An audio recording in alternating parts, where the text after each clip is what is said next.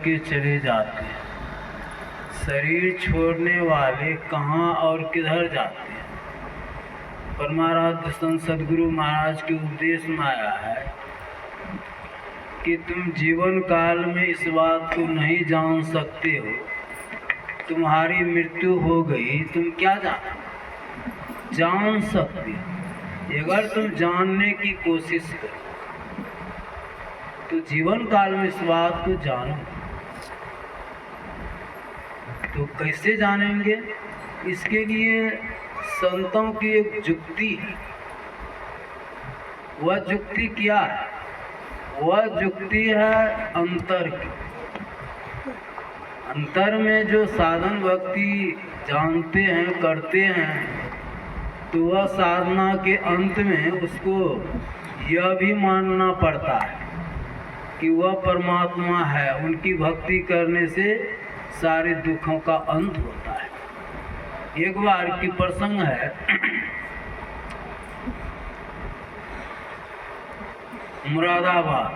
मुरादाबाद में, उत्तर प्रदेश में, जो कई पंथ के लोग वहाँ आए हुए थे। तो सब अपने अपने पंथ को विशेष करते थे। जिसमें एक पंथ के थे जो ईश्वर को नहीं मानते थे। उनका कहना था कि ईश्वर है ही नहीं। और दूसरे पंथ के थे, उनका कहना था कि ईश्वर है ही, इसको कोई, ईश्वर की सत्ता को कोई मिटा नहीं सकते। तो दोनों में दो तरह की बात हो गई, दोनों उलझ रहे थे। तो उसमें ब्रह्म सरदेव बाबा देवी साहब के जो शिष्य थे, पूज्य नंदन बाबा, वे कहते हैं कि पूर्णिया जिले से जो महर्षि महीपराम जी महाराज आए हुए हैं, तो आप कुछ देर दोनों मत के लोग बैठे रहे। उनका जब प्रवचन होगा तब आप सुनेंगे, तो आप लोगों का जो है यह भ्रमक विचार समाप्त हो जाए। जब गुरु महाराज उस धर्मासन पर गए, मंचासन हुए, तो मंचासन होते ही गुरु महाराज कहने लगे कि जो कहते हैं कि ईश्वर है, वह प्रत्यक्ष में ईश्वर को दिखला नहीं सकते, और जो कहते हैं ईश्वर नहीं है, उसके ऐसा कहने से ईश्वर का अस्तित्व मिट जाएगा, ऐसी बात नहीं है। तो गुरु महाराज ने कहा कि आप चाहते क्या है? सभी चाहते हैं सुख मिले। दुख को कोई पसंद करते हैं? दुख को कोई पसंद नहीं करते हैं।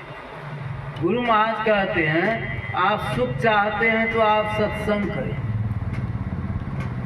गोस्वामी तुलसीदास जी महाराज रामचरितमानस के अंतर्गत में लिखते हैं कि मति कीरति गति भूति भलाई, जब जही जतन जहाँ जही पाई, सो जानब सत्संग प्रभाव, लो कहूँ वेदन आनु पाओ। मति कहते हैं बुद्धि को। अगर आपकी बुद्धि अच्छी हो जाएगी, आप अच्छे काम करेंगे। जिसकी बुद्धि अच्छी हो जाएगी वे सत्संग आकर के बैठेंगे, सुनेंगे। वे भांग गया दारू नहीं पिएंगे, दूसरे के अवगुण को नहीं देखेंगे, वे अपने देखेंगे अपने ही अवगुण।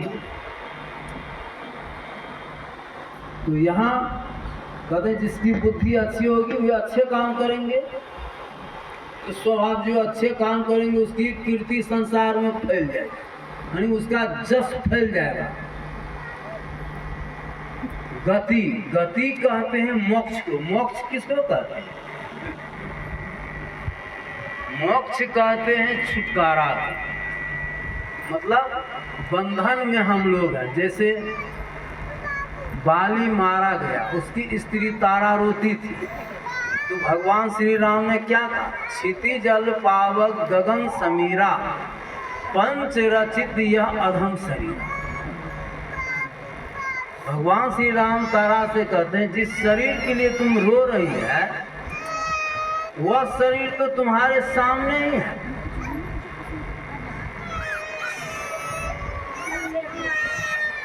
लेकिन शरीर के लिए अगर रो रही तो सामने ही है। अगर शरीरी के लिए रोती हो, शरीरी माने आत्मा, चेतन आत्मा को कहा गया है, तो उस चेतन आत्मा में कोई विकार ही नहीं है, वह निर्विकार है। तुम किसके लिए रोती हो? तो वहाँ तारा को बोध होता है।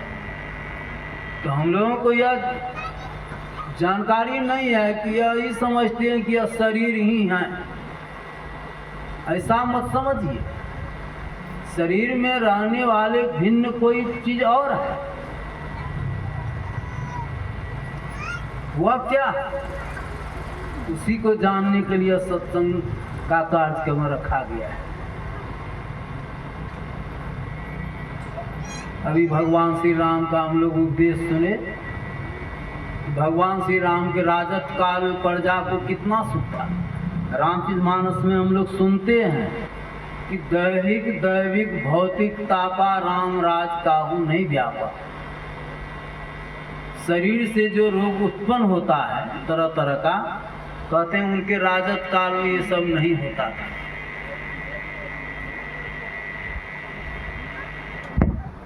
दैहिक ताप